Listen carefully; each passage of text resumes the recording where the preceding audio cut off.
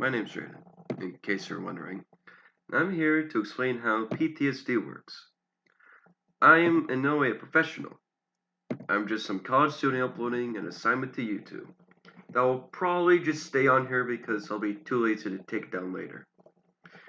PTSD, or post traumatic stress disorder for long, has been found in historical documentation for over 2,000 years. Oh my god, that's a long time. One account of it being mentioned in the 5th century in ancient Greece, in a story about the Battle of Marathon by some guy named Herodotus. Even Hippocrates, oh no, sorry, that's Hippocrates, wrote stuff about battle, trauma, and flashbacks and dreams. And as far as I know, no one did anything about it. You just have people walk around the fruit market in ancient Greece, and some guy would randomly start to scream and stab the life out of an apple for no reason. And people would just be like, man, that's one weird way to cut an apple. Yo, what's up with all those Romans outside the city? Moving on to something more well known to drama kids and high school English teachers is Shakespeare and his smash hit Italian sitcom Romeo and Juliet, where in Volume 1, Season 4, Episode 3, Nightmare on Romeo Street, Mercutio tells Romeo about Queen Mab, who could create dreams of death and battle in order to wake up men. She obviously wasn't much of a fan favorite.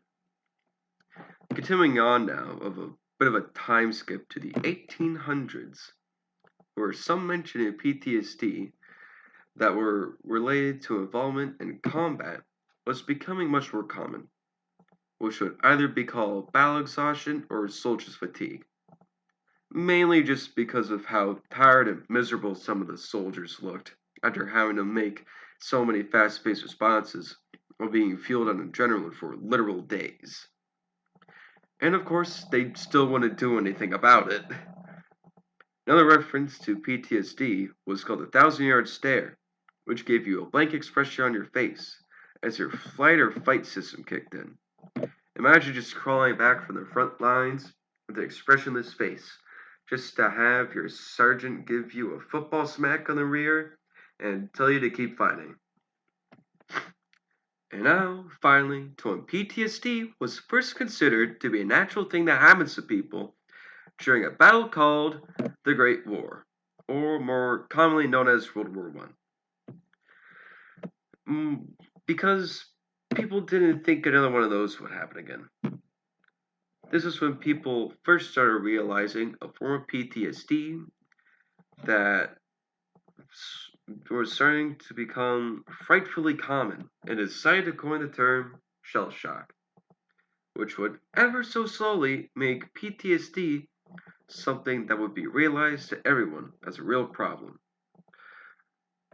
World War I was essentially the reason why people started worrying about PTSD in the modern era, even though some methods of treatment were very unorthodox at the time. It would range anywhere from psychoanalysis all the way to electroshock therapy.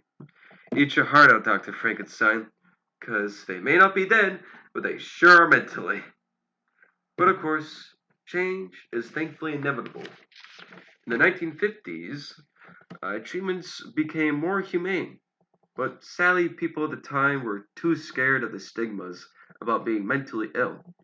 And it would have stayed that way if it weren't for, you guessed it, another war. In the 1970s, because of the countless veterans of the Vietnam War started to experience an abundance of psychological issues.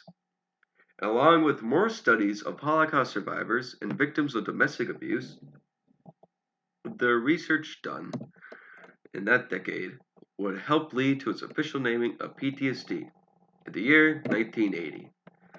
It would become the definitive text for diagnosis in the professional psychological world. Before you ask, yes, it did take them that long to do it. Which means it's finally time to take a closer look into the effects and symptoms of PTSD. PTSD can be categorized into three different types. Number one being if the symptoms have lasted less than 3 months as such a traumatic event.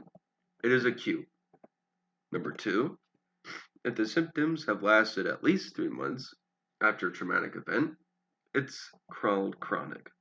And number three, if the symptoms have occurred in 6 months after the traumatic event, it's called delayed onset. The emotional symptoms of PTSD are depression, intense guilt, feeling emotionally numb. It could cause you to have difficulty sleeping and always being worried. Sort of like the feeling you get when it's 3 a.m. and you have to make sure to stop the microwave timer at 1 second so the beeping doesn't wake up the whole neighborhood. Surprisingly to me was that there have been documented cases of physical effects from PTSD, mainly involving problems with respiratory, cardiovascular, neurological, and musculoskeletal systems. It can also cause individuals to have short-term memory loss and can lead to long-term chronic psychological repercussions. Proper treatment and new forms of medication were on the rise in the 1990s with eye movement desensitization and reprocessing, and better approaches to therapy. And now, treatments of PTSD have never been better, which, now that I really think about it, hasn't been really too hard to top. For example, though, recent approaches to it. CBT, or cognitive behavior therapy, is a form of psychotherapy that has been shown to consistently be the best form of therapy for both short-term and long-term PTSD. It focuses on the traumatic event or events that were the cause of the PTSD.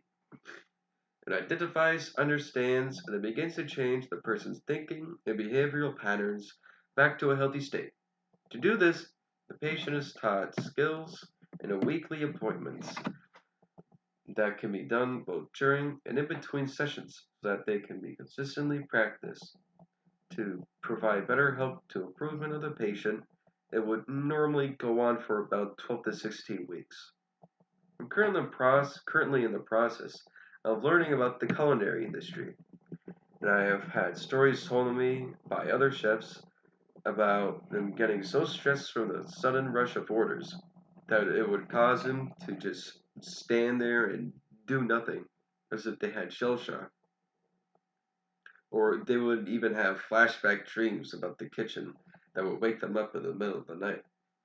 So, in conclusion to my research, PTSD has been a major health problem that had gone unnoticed for way longer than it should have. And if you have PTSD, get the help you need. Now you have no excuse of not knowing what kind of help, because I just explained it all to you.